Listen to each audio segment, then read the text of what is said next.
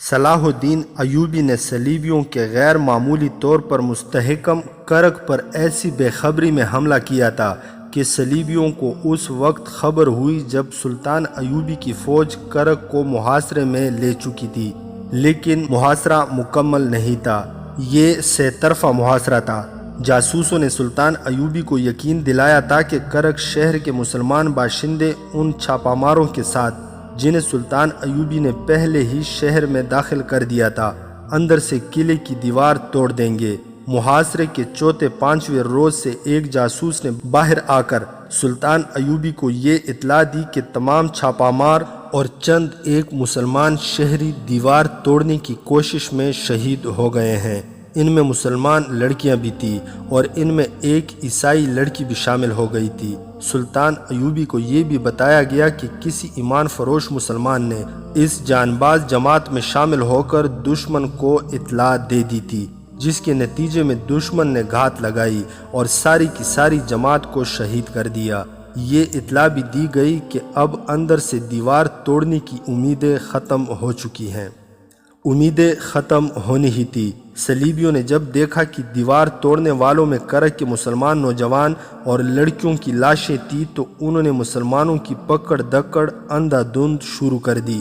لڑکیوں تک کو نہ بخشا، جوانوں کو بیگار کیمپ میں، بوڑھوں کو ان کے اپنے گھروں میں، اور جوان لڑکیوں کو قلعے کی فوجی بارکوں میں قید کر دیا۔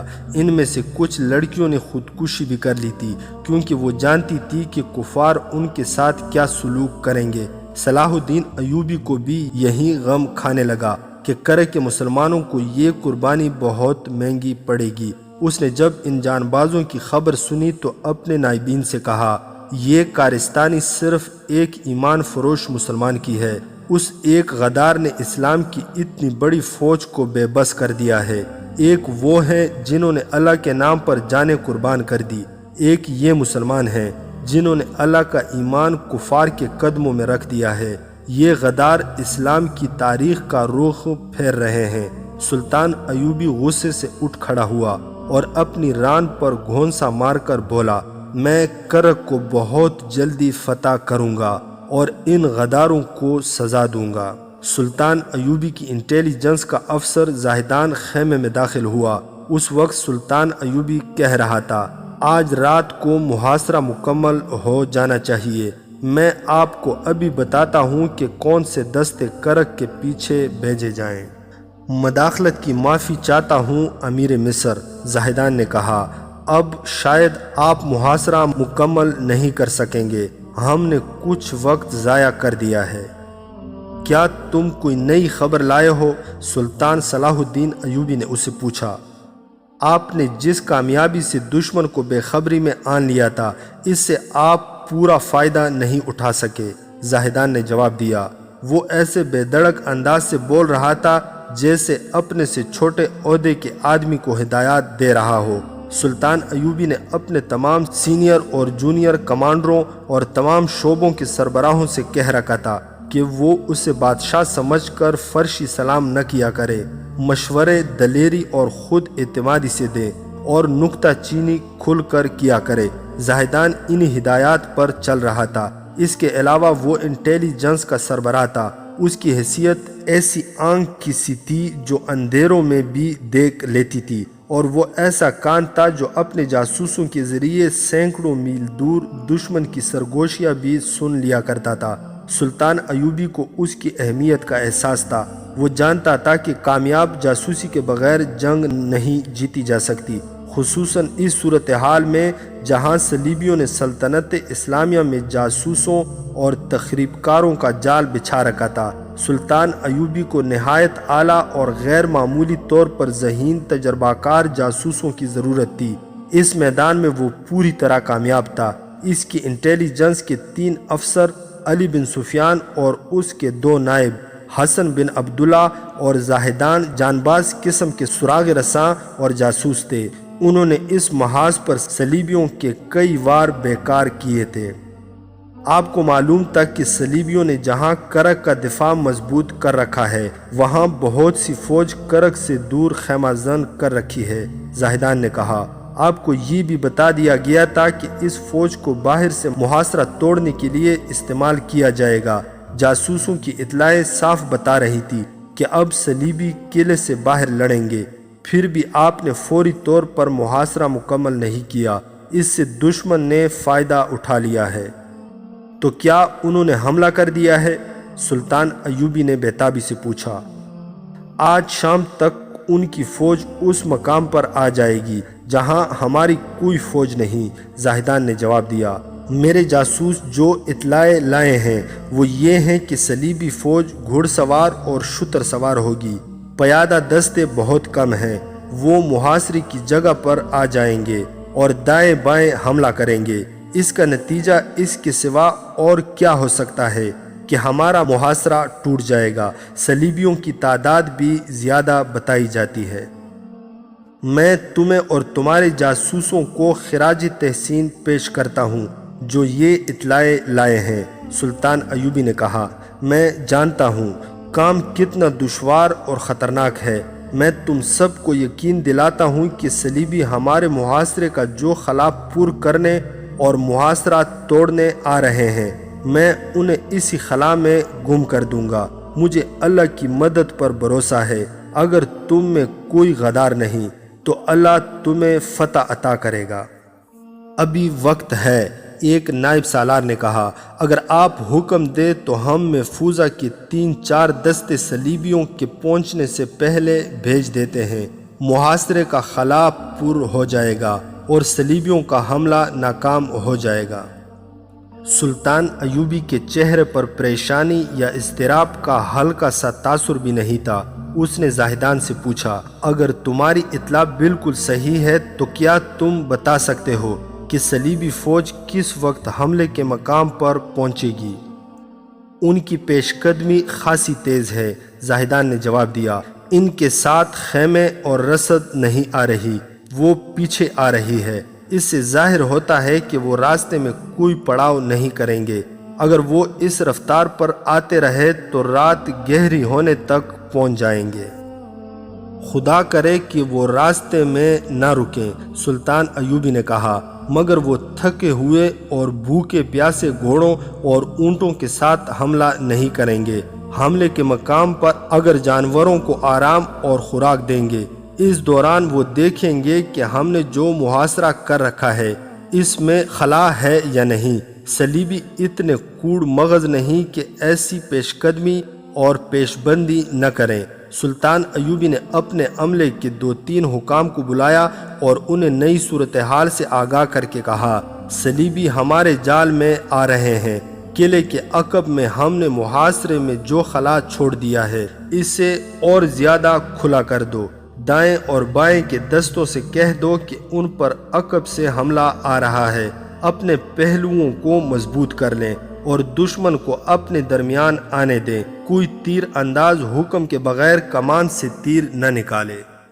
اس قسم کے احکام کے بعد سلطان ایوبی نے پیادہ اور سوار تیر اندازوں کے چند ایک دستوں کو جو اس نے ریزرو میں رکھے ہوئے تھے، سورج غروب ہوتے ہی ایسے مقام پر چلے جانے کو کہا جو صلیبیوں کے حملے کے ممکنہ مقام کے قریب تھا۔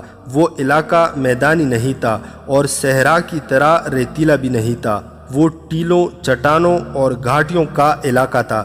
سلطان ایوبی نے چھاپہ مار دستوں کے کمانڈروں کو بھی بلا لیا۔ اس نے یہ کام سونپا کہ صلیبیوں کی فوج کے پیچھے فلاں راستے سے یہ رسد آ رہی ہے جو رات کو راستے میں تباہ کرنی ہے۔ ایسے اور کئی ایک ضروری احکامات دے کر سلطان ایوبی خیمے سے نکلا، اپنے گھوڑے پر سوار ہوا، اپنے عملے کے ضروری افراد کو ساتھ لیا اور محاذ کی طرف روانہ ہو گیا۔ صلاح الدین ایوبی خوش فہمیوں میں مبتلا ہونے والا انسان نہیں تھا۔ اس نے دور سے محاصرے کا جائزہ لیا اور اپنے عملے سے کہا، صلیبیوں سے یہ قلعہ لینا آسان نہیں، محاصرہ بڑے لمبے عرصے تک قائم رکھنا پڑے گا۔ اس نے دیکھا کہ قلعے کی سامنے والی دیوار سے تیروں کا می برس رہا ہے۔ قلعے کے دروازے تک پہنچنا ناممکن تھا۔ سلطان ایوبی کی فوج تیروں کی زد سے دور تھی، جوابی تیر اندازی کا کوئی فائدہ نہیں تھا۔ سلطان ایوبی قلعے کے پہلو کی طرف گیا۔ وہاں اسے ایک ولولہ انگیز منظر نظر آیا۔ اس کا ایک دستہ جہاں حیران کن تیزی سے قلعے کی دیوار پر تیر برسا رہا تھا، 6 منجنیقیں آگ پھینک رہی تھی۔ دیوار پر جہاں تیر اور آگ کے گولے جا رہے تھے وہاں کوئی صلیبی نظر نہیں آ رہا تھا، وہ دبک گئے تھے۔ سلطان ایوبی دور کھڑا دیکھتا رہا۔ اس کے تقریباً 40 سپاہی ہاتھوں میں برچیاں اور کھالے اٹھائے دیوار کی طرف سرپٹ دوڑ پڑے اور دیوار تک پہنچ گئے۔ قلعے کی دیوار پتھر اور مٹی کی تھی۔ انہوں نے دیوار توڑنی شروع کر دی۔ اس مقصد کے لیے اوپر پتھر اور آگ کے گولے برسائے جا رہے تھے کہ اوپر دشمن سے ان پر دیوار توڑتے وقت تیر نہ چلا سکے۔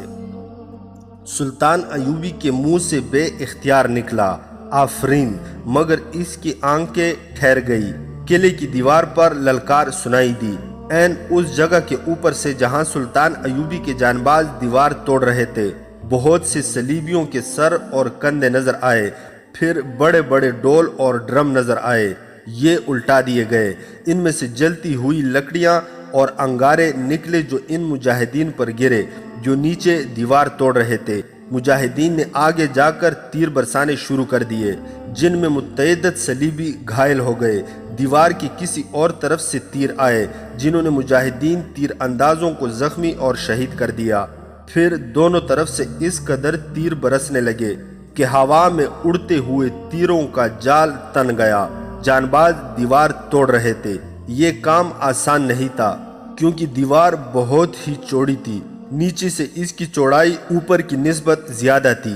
ان جانبازوں پر اوپر سے تیر نہیں چلایا جا سکتا تھا، مگر ان پر جلتی لکڑیاں اور دہکتے انگارے پھینکے جا رہے تھے۔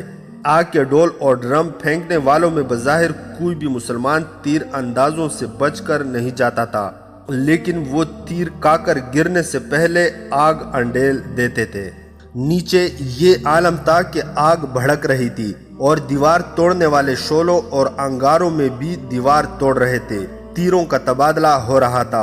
آخر دیوار توڑنے والے جھلس گئے اور ان میں سے چند ایک اس حالت میں پیچھے کو دوڑے کہ ان کے کپڑوں کو آگ لگی ہوئی تھی۔ وہ دیوار سے ہٹے ہی تھے کہ اوپر سے تیر آئے جو ان کی پیٹھوں میں اتر گئے۔ اس طرح ان میں سے کوئی زندہ واپس نہ آ سکا۔ 10 اور مجاہدین دیوار کی طرف دوڑے اور دشمن کے تیروں میں سے گزرتے دیوار تک پہنچ گئے۔ انہوں نے بڑی پھرتی سی دیوار کے بہت سے پتھر نکال لیے۔ اوپر سے ان پر بھی آگ کے ڈرم اور ڈول انڈیل دیے گئے۔ آگ پھینکنے والوں سے وہ اتنا اوپر اٹھ گئے تھے کہ مجاہدین کے تیر سینوں میں کھا کر وہ پیچھے گرنے کے بجائے آگے کو گرے اور دیوار سے سیدھے نیچے اپنی ہی پھینکی ہوئی آگ میں جل گئے، مگر دیوار توڑنے والوں میں کوئی بھی زندہ نہ بچا۔ سلطان ایوبی نے اپنے گھوڑے کو ایڑ لگائی اور اس دستے کے کمانڈر کے پاس جا کر کہا، تم پر اور تمہارے جانبازوں پر اللہ کی رحمت ہو۔ اسلام کی تاریخ ان سب کو ہمیشہ یاد رکھے گی جو اللہ کے نام پر چل گئے۔ اب یہ طریقہ چھوڑ دو، پیچھے ہٹ آؤ، اتنی تیزی سے انسان اور تیر ختم نہ کرو۔ صلیبی اس قلعے کے لیے اتنی زیادہ قربانی دے رہے ہیں جس کا میں تصور بھی نہیں کر سکتا تھا، اور ہم بھی اتنی زیادہ قربانی دیں گے جس کا صلیبی تصور نہیں کر سکتے۔ کمانڈر نے کہا، دیوار یہیں سے ٹوٹے گی اور ہم آپ کو یہیں سے اندر لے جائیں گے۔ اللہ تمہاری آرزو پوری کرے۔ سلطان ایوبی نے کہا، اپنے مجاہدین کو بچا کر رکھو، صلیبی باہر سے حملہ کر رہے ہیں، تمہیں شاید باہر لڑنا پڑے گا، محاصرہ مضبوط رکھو، ہم صلیبیوں کو اندر بھوکا ماریں گے۔ اس دستے کو پیچھے ہٹا لیا گیا، مگر کمانڈر نے سلطان ایوبی سے کہا، سالار اعظم کی اجازت ہو تو میں شہیدوں کی لاشیں اٹھوا لوں، اس مقصد کے لیے مجھے پھر یہی طریقہ اختیار کرنا پڑے گا۔ ہاں، سلطان ایوبی نے کہا، اٹھوا لو، کسی شہید کی لاش باہر نہ پڑی رہے۔ سلطان ایوبی وہاں سے چلا گیا۔ اس جانباز دستے نے جس طرح اپنے ساتھیوں کی لاشیں اٹھائیں وہ ایک ولولہ انگیز منظر تھا۔ جتنی لاشیں اٹھانی تھی اتنی ہی مجاہدین شہید ہو گئے۔ سلطان ایوبی دور نکل گیا تھا۔ جنگ کے دوران وہ اپنا پرچم ساتھ نہیں رکھا کرتا تھا تاکہ دشمن کو معلوم نہ ہو سکے کہ وہ کہاں ہے۔ وہ اپنی فوج سے دور ہٹ گیا اور بہت دور جا کر وہ ٹیلوں، چٹانوں اور گھاٹیوں کے علاقے میں چلا گیا۔ وہ گھوڑے سے اترا اور ایک ٹیلے پر جا کر لیٹ گیا تاکہ اسے دشمن نہ دیکھ سکے۔ اسے قلعہ اور شہر کی دیوار نظر آ رہی تھی اور کم و بیش 1 میل لمبا وہ علاقہ بھی نظر آ رہا تھا جہاں ابھی اس کی فوج نہیں پہنچی تھی۔ اس نے ٹیلوں کے علاقوں کا جائزہ لیا، ہر جگہ گھوما پھرا۔ اس جائزے اور دیکھ بھال میں سورج غروب ہو گیا۔ وہ وہیں رہا۔ شام گہری ہوئی تو اسے اطلاع دی گئی کہ اس کے حکم کے مطابق پیادہ اور تیر اندازوں کے دستے آ رہے ہیں۔ اس نے اپنے قاصد سے کہا کہ کمانڈروں کو بلایا جائے۔ جب کمانڈر اس کے پاس آئے تو چھاپہ مار دستے کا کمانڈر بھی ان کے ساتھ تھا۔ اسے سلطان ایوبی نے راستہ بتا کر اپنے ہدف پر چلے جانے کو کہا۔ پھر وہ دوسرے کمانڈروں کو ہدایات دینے لگا۔ رات آدھی گزری تھی کہ دور سے گھوڑوں کی آوازیں اس طرح سنائی دینے لگی جیسے سیلاب بند توڑ کر آ رہا ہو۔ چاند پورا تھا، چاندنی شفاف تھی۔ صلیبیوں کے گھوڑ سوار ٹیلوں اور چٹانوں سے کچھ دور آ گئے۔ ان کے پیچھے شتر سوار تھے۔ ان کی تعداد کے متعلق مورخوں میں اختلاف پایا جاتا ہے۔ غیر مسلم مورخوں نے تعداد 3000 سے کم بیان کی ہے۔ مسلمان مورخ 5000 سے 8000 تک بتاتے ہیں۔ اس وقت کے وقایع نگاروں کی جو تحریریں دستیاب ہو سکی ہیں وہ کم سے کم تعداد 10,000 اور زیادہ سے زیادہ 12,000 بتاتے ہیں۔ ان کا کمانڈر ایک مشہور صلیبی حکمران ریمانڈ تھا۔ 2 مورخوں نے کمانڈر کا نام رینالڈ لکھا ہے لیکن وہ ریمانڈ تھا۔ وہ اس حملے کے لیے لمبے عرصے سے وہاں سے دور خیمہ زن تھا۔ اسے اب رات کو یا صبح ہوتے ہی سلطان ایوبی کی اس فوج پر حملہ کرنا تھا جس نے کرک کو محاصرے میں لے رکھا تھا۔ صلیبی سوار گھوڑوں اور اونٹوں سے اترے۔ گھوڑوں کے ساتھ دانے کی تھیلیاں تھی جو گھوڑوں کے آگے لٹکا دی گئیں۔ سواروں کو حکم دیا گیا کہ وہ اپنے اپنے جانوروں کے ساتھ رہیں اور زیادہ دیر کے لیے سو نہ جائیں۔ جانوروں کے لیے چارہ اور پانی کے مشکیزیں پیچھے آ رہے تھے۔ صلیبیوں نے یہ سوچا تھا کہ مسلمانوں پر عقب سے اچانک حملہ کر کے گھوڑوں کو قلعے کے اندر سے پانی پلائیں گے۔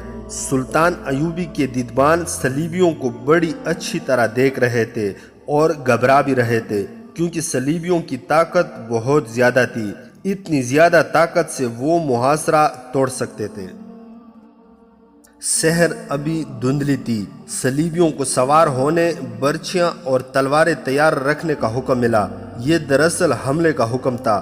وہ ایک بڑی ہی لمبی صف کی صورت میں آگے بڑھے۔ جو ہی اگلی صف نے ایڑ لگائی، عقب سے تیروں کی بوچھاڑ آنے لگی۔ جن سواروں کو تیر لگے وہ گھوڑوں پر ہی اوندے ہو گئے یا گر پڑے، اور جن گھوڑوں کو تیر لگے وہ بے قابو ہو کر بھاگ اٹھے۔ اونٹ ابھی چلے ہی تھے کہ ان میں بھگدڑ مچ گئی۔ صلیبی کمانڈر سمجھ نہ سکے کہ یہ ہوا کیا ہے اور ان کی ترتیب بکھرتی کیوں جا رہی ہے۔ انہوں نے غصے کی حالت میں چلانا شروع کر دیا۔ زخمی گھوڑوں اور اونٹوں نے جو واویلا بپا کیا اس نے ساری فوج پر دہشت طاری کر دی۔ صبح کا اجالا صاف ہوا تو ریمانڈ کو معلوم ہوا کہ وہ سلطان ایوبی کے گھیرے میں آ گیا ہے۔ اسے یہ معلوم نہیں تھا کہ مسلمانوں کی تعداد کتنی ہے۔ وہ اس سے بہت زیادہ سمجھ رہا تھا۔ ایسی صورتحال کے لیے وہ تیار نہیں تھا۔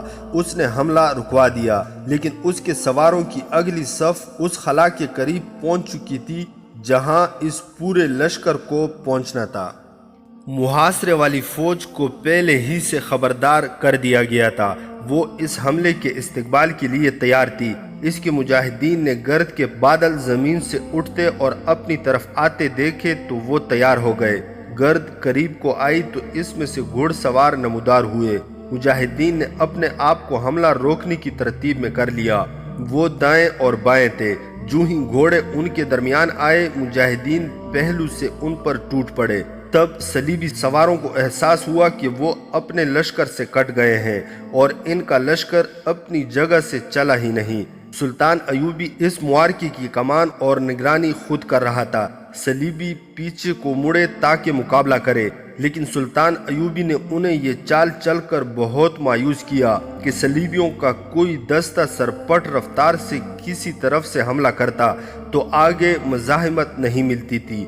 البتہ پہلو اور عقب سے ان پر تیر برستے تھے۔ صلیبی کمانڈروں نے اپنے لشکر کو چھوٹے چھوٹے دستوں میں تقسیم کر دیا۔ سلطان ایوبی کے کمانڈروں نے اس کی ہدایات کے مطابق آمنے سامنے کی مقابلے کی نوبت ہی نہ آنے دی۔ صلیبیوں کے گھوڑے تھکے ہوئے تھے، بھوکے اور پیاسے بھی تھے، انہیں جنگ روکنی پڑی۔ وہ چارے اور پانی کے منتظر تھے۔ رسد کو صبح تک پہنچ جانا چاہیے تھا۔ دوپہر تک رسد نہ پہنچی۔ چند ایک سوار دوڑا دیے گئے، لیکن وہ مسلمان تیر اندازوں کا شکار ہو گئے۔ اگر وہ زندہ پیچھے چلے بھی جاتے تو انہیں رسد نہ ملتی۔ وہ رات کو ہی سلطان ایوبی کے چھاپہ مار دستے کی لپیٹ میں آ گئی تھی۔ اس دستے نے بڑی کامیابی سے شب خون مارا اور رسد تباہ کر دی تھی۔ سلطان ایوبی نے اپنے محفوظہ میں سے مزید دستے بلا لیے اور ریمانڈ کے لشکر کو گھیرے میں لے لیا۔ اگر مسلمانوں کی تعداد صلیبیوں جتنی ہوتی تو وہ حملہ کر کے صلیبیوں کو ختم کر دیتے۔ سلطان ایوبی اپنی نفری ضائع نہیں کرنا چاہتا تھا۔ اس نے اس لشکر کو لڑاتے لڑاتے ٹیلوں اور گھاٹیوں کے علاقے میں لے جا کر گھیرے میں لے لیا۔ اسے معلوم تھا کہ جوں جوں وقت گزرتا جائے گا صلیبی بیکار ہوتے جائیں گے، مگر صلیبیوں کو بڑی کامیابی سے گھیرے میں لے کر اس سے خود بھی نقصان ہو رہا تھا۔ اس نے جہاں صلیبیوں کی اتنی بڑی قوت کو باندھ لیا تھا، وہاں اس کے اپنے بہت سے ریزرو دستے بھی بند ہو گئے تھے۔ انہیں وہ اب کسی اور طرف سے استعمال نہیں کر سکتا تھا۔ اس علاقے کے اندر پانی موجود تھا، جو جانوروں کو کچھ عرصے کے لیے زندہ رکھنے کے لیے کافی تھا۔ فوج کو زندہ رکھنے کے لیے زخمی گھوڑوں اور اونٹوں کا گوشت کافی تھا۔ سلطان ایوبی نے شہر کا محاصرہ مکمل کرنے کا حکم دے دیا۔ صلیبی چین سے نہیں بیٹھے۔ ہر روز کسی نہ کسی جگہ جھڑپ ہوتی تھی اور دن گزرتے جا رہے تھے۔ سلطان ایوبی نے قلعے اور شہر کے گرد گھومنا شروع کر دیا۔ کہیں سے بھی دیوار توڑنے کی صورت نظر نہیں آتی تھی۔ محاصرے کا 16واں 17واں روز تھا۔ شام کے وقت سلطان ایوبی اپنے خیمے میں بیٹھا اپنے نائبین وغیرہ کے ساتھ اس مسئلے پر باتیں کر رہا تھا کہ قلعے کی دیوار کو توڑنے کی کیا صورت اختیار کی جائے۔ محافظ نے اندر آ کر اطلاع دی کہ سوڈان کے محاذ سے قاصد آیا ہے۔ سلطان ایوبی تڑپ کر بولا، اس سے فوراً اندر بھیج دو، اور اس کے ساتھ ہی اس کے منہ سے نکل گیا، اللہ کرے یہ کوئی اچھی خبر لایا ہو۔ قاصد اندر آیا تو سلطان ایوبی نے فوراً پہچان لیا کہ یہ قاصد نہیں، کسی دستے کا کمانڈر ہے۔ سلطان ایوبی نے بیتابی سے پوچھا، کوئی اچھی خبر لائے ہو؟ بیٹھ جاؤ۔ کمانڈر نے نفی میں سر ہلایا اور بولا، جس رنگ میں سالار اعظم دیکھیں خبر اس کے لیے اچھی نہیں۔ ہم سوڈان میں فتح حاصل نہیں کر سکے، اور اس لحاظ سے خبر اچھی ہے کہ ہم نے ابھی شکست نہیں کھائی اور پسپا نہیں ہوئے۔ اس کا مطلب یہ ہوا کہ شکست اور پسپائی کے آثار بھی نظر آ رہے ہیں؟ سلطان ایوبی نے پوچھا۔ صاف نظر آ رہے ہیں، کمانڈر نے جواب دیا۔ میں آپ کا حکم لینے آیا ہوں کہ ہم کیا کریں۔ ہمیں کمک کی شدید ضرورت ہے۔ اگر ہماری یہ ضرورت پوری نہ ہوئی تو پسپائی کے بغیر چارہ نہیں۔ سلطان ایوبی نے پورا پیغام سننے سے پہلے اس کے لیے کھانا منگوایا اور کہا کہ کھاؤ اور پیغام سناتے جاؤ۔ سلطان ایوبی کی غیر حاضری میں اس کا بھائی تقی الدین مصر کا قائم مقام امیر مقرر ہوا تھا۔ اس نے سوڈان اور مصر کی سرحد کے قریب فرعونوں کے زمانوں کے کنڈروں میں صلیبیوں کا پیدا کردہ ایک بڑا ہی خطرناک نظریہ اور ڈرامہ پکڑا تھا، اور اس کے فوراً بعد اس نے یہ سوچ کر سوڈان پر حملہ کر دیا تھا کہ وہاں مصر پر حملے کی تیاریاں ہو رہی تھی۔ مشیروں اور سالاروں نے اس سے کہا کہ وہ سلطان ایوبی سے اجازت لے کر حملہ کرے، مگر تقی الدین نے یہ کہہ کر سوڈان پر حملہ کر دیا تھا کہ وہ اپنے بھائی کو اس لیے پریشان نہیں کرنا چاہتا کہ وہ صلیبیوں کے اتنے طاقتور لشکر کے خلاف لڑ رہا تھا۔ اس نے جوش میں آ کر حملہ تو کر دیا تھا، لیکن یہ کمانڈر پیغام لایا تھا کہ سوڈان میں شکست صاف نظر آ رہی ہے۔ عام قاصد کے بجائے تقی الدین نے ایک کمانڈر کو اس لیے بھیجا تھا کہ وہ سلطان ایوبی کو محاذ کی صحیح صورتحال فنی نقطہ نگاہ سے سنا سکے۔ اس سے پہلے سلطان ایوبی کو صرف یہ اطلاع ملی تھی کہ تقی الدین نے سوڈان پر حملہ کر دیا ہے۔ کمانڈر نے جو واقعات سلطان ایوبی کو سنائے وہ مختصراً یہ تھے کہ تقی الدین نے حقائق پر نظر رکھنے کے بجائے جذبے اور جذبات سے مغلوب ہو کر حملے کا حکم دے دیا۔ اس کا جذبہ وہی تھا جو اس کے بھائی سلطان ایوبی کا تھا، لیکن دونوں بھائیوں کی جنگی فہم و فراست میں فرق تھا۔ تقی الدین نے جو فیصلہ کیا تھا نیک نیتی اور اسلامی جذبے کے تحت کیا، مگر وہ اس حقیقت کو نظر انداز کر گیا کہ دشمن پر سوچے سمجھے بغیر ٹوٹ پڑنے کو جہاد یا جنگ نہیں کہتے۔ اس نے سوڈان میں پھیلائے ہوئے اپنے جاسوسوں کی رپورٹوں پر بھی پوری طرح غور نہ کیا۔ ان کی صرف اس اطلاع پر توجہ مرکوز رکھی کہ سوڈانیوں کو صلیبی کمانڈر ٹریننگ دے رہے ہیں اور وہاں حملے کی تیاریاں تقریباً مکمل ہو چکی ہیں۔ تقی الدین نے دشمن کو تیاری کی حالت میں دبوچ لینے کا فیصلہ کر لیا، مگر اس قسم کی انتہائی اہم معلومات حاصل نہ کی کہ سوڈانیوں کی جنگی طاقت کتنی ہے، وہ کتنی طاقت سے لڑیں گے اور کتنی ریزرو میں رکھیں گے، ان کے ہتھیار کیسے ہیں، سوار کتنے اور پیادہ کتنے ہیں، اور سب سے زیادہ اہم مسئلہ یہ تھا کہ میدان جنگ کس قسم کا اور مصر سے کتنی دور ہوگا اور رسد کے انتظامات کیا ہوں گے۔ دو خرابیاں تو ابتدا میں ہی سامنے آ گئی۔ ایک یہ کہ سوڈانیوں نے بلکہ صلیبی کمانڈروں نے تقی الدین کو سرحد پر روکا نہیں، اس سے بہت دور تک سوڈان کے اس علاقے تک جانے کے لیے راستہ دے دیا جو بڑا ہی ظالم صحرا تھا اور جہاں پانی نہیں تھا۔ دوسرا نقصان یہ سامنے آیا کہ تقی الدین کی فوج دراصل صلاح الدین ایوبی کی چالوں پر لڑنے والی فوج تھی، جو انتہائی کم تعداد میں دشمن کے بڑے بڑے دستوں کو تہس نہس کر دیا کرتی تھی۔ اس فوج کو صرف سلطان ایوبی استعمال کر سکتا تھا۔ سلطان ایوبی آمنے سامنے کی ٹکر سے ہمیشہ گریز کرتا تھا، وہ متحرک قسم کی جنگ لڑتا تھا۔ تقی الدین لشکر کشی کا قائل تھا۔ اس فوج میں تجربہ کار اور جان باز چھاپے مار دستے بھی تھے، لیکن ان کا صحیح استعمال سلطان ایوبی جانتا تھا۔ سوڈان میں جا کر ہوا یوں کہ فوج ایک لشکر کی صورت میں بندی رہی اور دشمن اپنی چال چل گیا۔ دشمن تقی الدین کو اپنی پسند کے علاقے میں لے گیا اور اس کی فوج پر سلطان ایوبی کے انداز سے شب خون مارنے شروع کر دیے۔ تقی الدین کے جانوروں اور جوانوں کو پانی کی ایک بوند بھی نہیں ملتی تھی۔ چھاپا مار دستوں کے کمانڈروں نے اس سے کہا کہ وہ انہیں صحرا میں آزاد چھوڑ دے، مگر تقی الدین نے اس خدشے کے پیش نظر انہیں کوئی کارروائی نہ کرنے دی کہ جمعیت اور مرکزیت ختم ہو جائے گی۔ جب رسد کا مسئلہ سامنے آیا تو یہ تکلیف دہ احساس ہوا کہ وہ اتنی دور چلے آئے ہیں جہاں تک رسد کو پہنچتے کئی دن لگیں گے اور رسد کا راستہ محفوظ بھی نہیں۔ ہوا بھی ایسے ہی کہ رسد کے پہلے ہی قافلے کی اطلاع ملی کہ دشمن نے اسے تباہ نہیں کیا بلکہ تمام تر رسد اور جانور اڑا لے گیا ہے۔ اس حادثے کی اطلاع پر چھاپا مار دستوں کے ایک سینئر کمانڈر اور تقی الدین میں گرما گرمی ہو گئی۔ کمانڈر نے کہا کہ وہ لڑنے آئے ہیں اور لڑیں گے، لیکن اس طرح نہیں کہ دشمن شب خون مار رہا ہے، رسد لوٹ کر لے گیا ہے اور ہم مرکزیت کے پابند بیٹھے رہیں۔ تقی الدین نے حکم کے لہجے میں سخت کلامی کی تو کمانڈر نے کہا، آپ تقی الدین ہیں، صلاح الدین نہیں۔ ہم اس عزم اور اس طریقے سے لڑیں گے جو ہمیں صلاح الدین نے ہی سکھایا ہے۔ ہم چھاپا مار ہیں، ہم دشمن کے پیٹ کے اندر جا کر اس کا پیٹ چاک کیا کرتے ہیں۔ آپ کا یہ لشکر بھوکا مر رہا ہے اور رسد دشمن لے گیا ہے۔ ہم دشمن کی رسد لوٹ کر اپنی فوج کے کھلانے کے عادی ہیں۔ وقایہ نگار لکھتے ہیں کہ تقی الدین کی آنکھوں میں آنسو آ گئے۔ وہ جانتا تھا کہ چھاپا ماروں کا یہ کمانڈر کس جذبے سے پاگل ہوا جا رہا ہے۔ اس نے جذباتی لہجے میں کہا، میں ذات باری تعالیٰ کے عذاب سے ڈرتا ہوں۔ میں ان جان بازوں کو جو فلسطین میں لڑتے ہوئے آئے ہیں ناحق موت کے منہ میں نہیں دھکیلنا چاہتا۔ پھر آپ کو حملہ بھی نہیں کرنا چاہیے تھا۔ کمانڈر نے کہا، ہم میں کون ہے جو اللہ کے نام پر جان دینے کے لیے تیار نہیں؟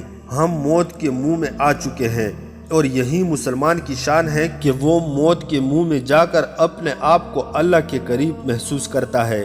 آپ جذبات سے نکلیں، ہم دشمن کے جال میں آ چکے ہیں۔ تقی الدین کوئی ایسا اناڑی بھی نہیں تھا۔ اسے سلطان ایوبی کے یہ الفاظ یاد تھے کہ اپنے آپ کو بادشاہ سمجھ کر کسی کو حکم نہ دینا اور میدان جنگ میں جا کر اپنی غلطیوں سے چشم پوشی نہ کرنا۔ اس نے اس کمانڈر کی سخت کلامی کو گستاخی نہ سمجھا اور اسی وقت تمام اعلیٰ کمانڈروں کو بلا کر جنگ کی صورتحال اور آئندہ اقدام کے متعلق بات چیت کی۔ فیصلہ ہوا کہ چھاپہ ماروں کو جوابی کارروائیاں کرنے کے لیے پھیلا دیا جائے، رسد کے راستے کو بھی چھاپہ مار اپنی حفاظت میں لے۔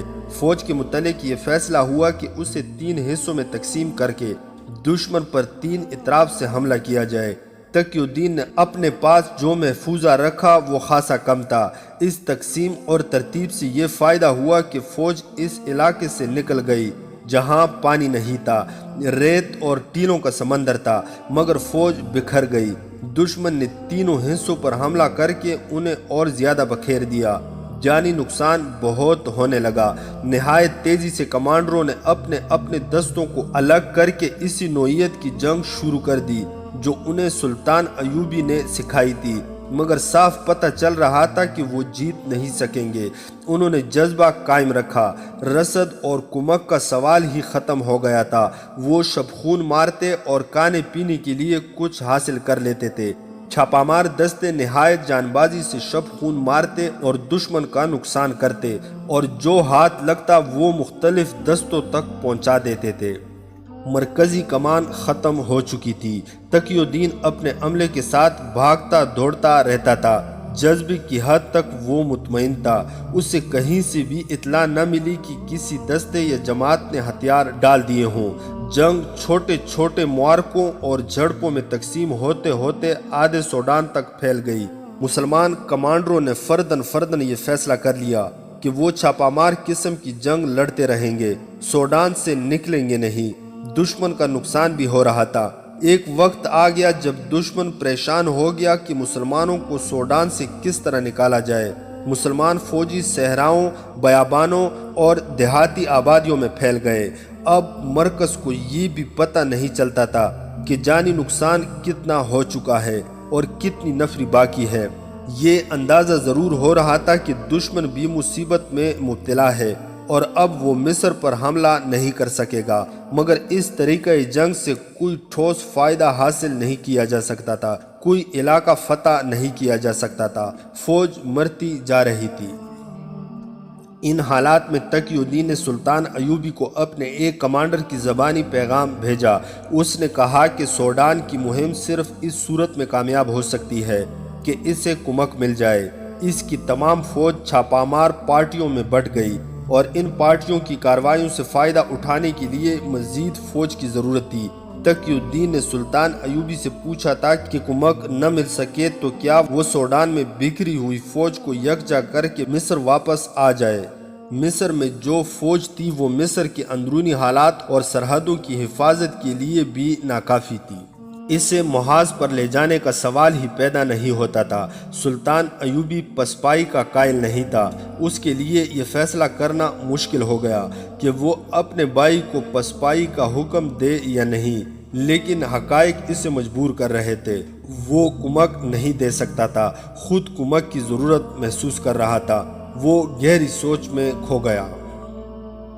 تقی الدین کے اس قاصد نے سلطان ایوبی کو جنگ کی صورتحال تو بتا دی، لیکن صلیبیوں اور سوڈانیوں نے وہاں جو ایک اور محاذ کھول دیا تھا وہ نہ بتایا، یا غالباً اس کمانڈر کو معلوم نہ ہوگا۔ ایسے انکشافات بہت بعد میں ہوئے تھے۔ تقی الدین کی فوج 10-10، 12-12 کی ٹولیوں میں بکھر کر لڑ رہی تھی۔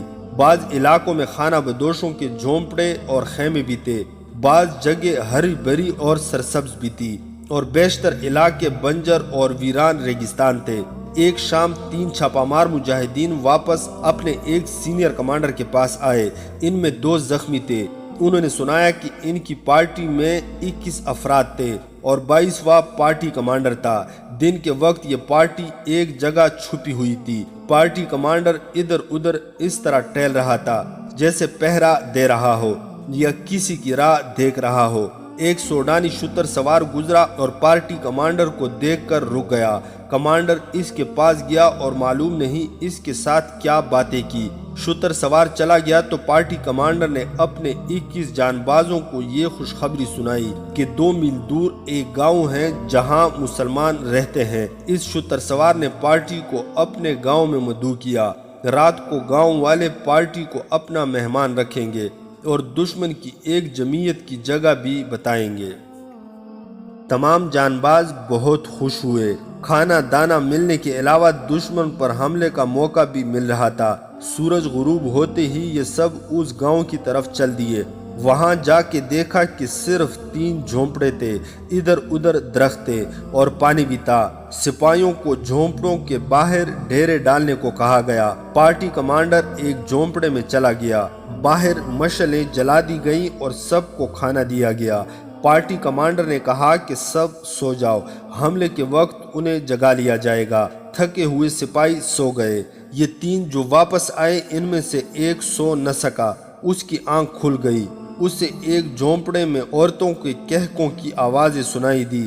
اس نے جھانک کر دیکھا، جھونپڑی میں پارٹی کمانڈر 2 نہایت حسین لڑکیوں کے ساتھ ہنس کھیل رہا تھا اور شراب چل رہی تھی۔ یہ لڑکیاں صحرائی لباس میں تھی لیکن صحرائی لگتی نہیں تھی۔ اس سپاہی کو باہر کچھ دبی دبی آوازیں سنائی دی۔ چاندنی میں اس نے دیکھا کہ بہت سے آدمی آ رہے تھے جن کے ہاتھوں میں برچیاں اور تلواریں تھیں۔ سپاہی جھونپڑی کی اوٹ میں ہو گیا اور دیکھتا رہا کہ یہ کون لوگ ہیں۔ جھونپڑے میں کوئی داخل ہوا۔ اس کی آواز سنائی دی، کیوں بھائی کام کر دیں؟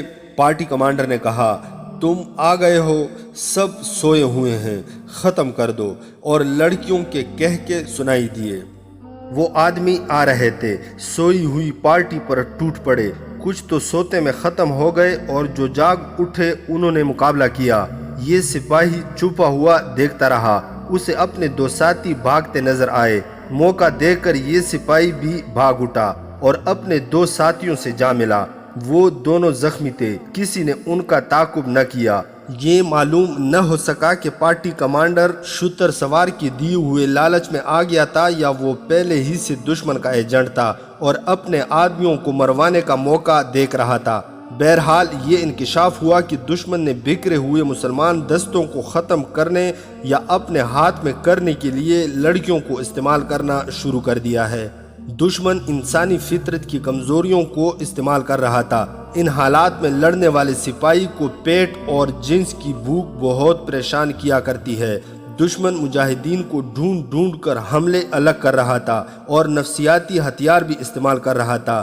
ایسے چند اور واقعات ہوئے۔ مجاہدین کو خبردار کیا گیا کہ کسی کے جھانسے میں نہ آئیں۔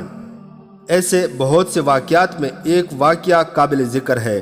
چھاپا مار دستے کا ایک کمانڈر عطاء الہاشم ایک جگہ بیٹھا ہوا تھا۔ اس کا دستہ 3-4 پارٹیوں میں بکھرا ہوا تھا۔ یہ مصر سے آنے والی رسد کا راستہ تھا۔ عطاء الہاشم نے صرف ایک دستے سے، جس کی نفری 100 سے کچھ کم تھی، رسد کے تمام تر راستے کو محفوظ کر دیا تھا۔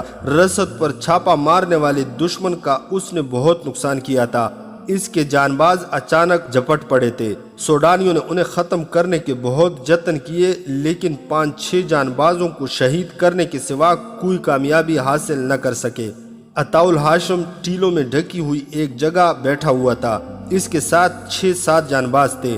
اس نے ہیڈ کوارٹر بنا رکھا تھا۔ اسے صحرائی خانہ بدوشوں کے لباس میں 2 لڑکیاں ایک ادھیڑ عمر آدمی کے ساتھ نظر آئیں۔ عطاء الہاشم کو دیکھ کر تینوں اس کے پاس گئے۔ لڑکیاں سوڈانی معلوم ہوتی تھی لیکن انہوں نے جو لباس پہن رکھا تھا وہ بہروپ لگتا تھا۔ ان کے چہروں پر گرد تھی، چہرے اداس تھے اور تھکن بھی معلوم ہوتی تھی۔ لڑکیاں ادھیڑ عمر آدمی کے پیچھے ہو گئیں۔ یہ جھجک اور شرم کا اظہار تھا۔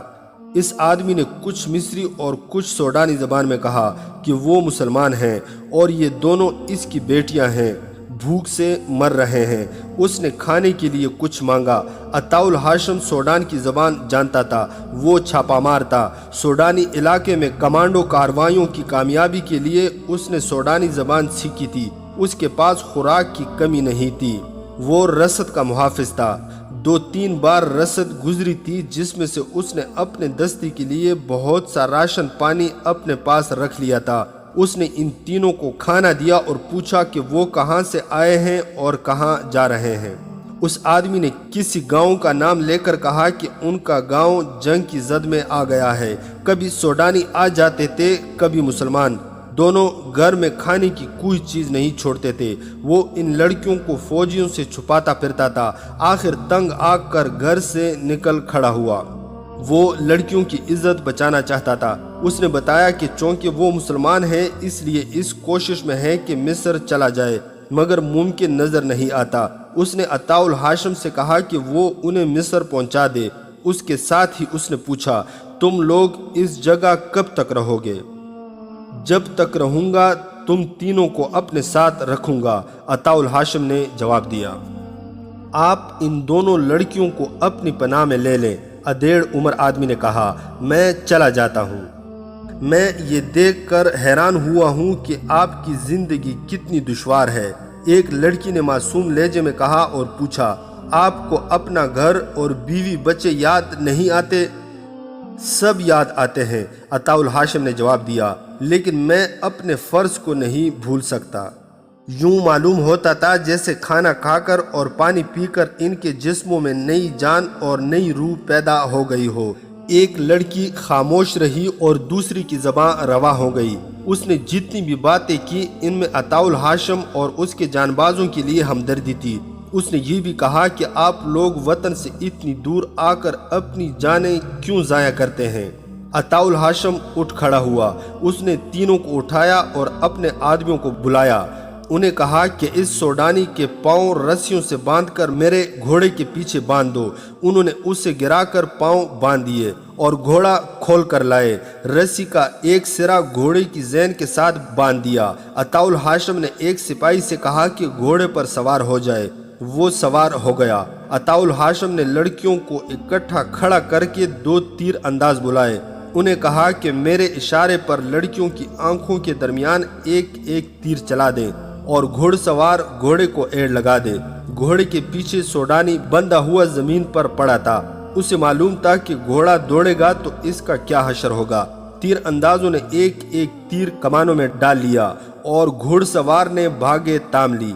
अताउल हाशिम ने सोडानी लड़कियों और आदमी से कहा, मैं तुम तीनों को सिर्फ एक बार कहूँगा कि अपनी असलियत बता दो। जिस मकसद के लिए आए हो साफ बता दो, वरना अपने इंजाम के लिए तैयार हो जाओ। दास्तान ईमान फरोशों की अगली किस्त आप लोग हमारी नेक्स्ट वीडियो में मुलाहिजा कर सकते हैं। मज़ीद हकीकी और तारीख़ी वाक़यात के लिए इस चैनल को सब्सक्राइब करना न भूलिएगा।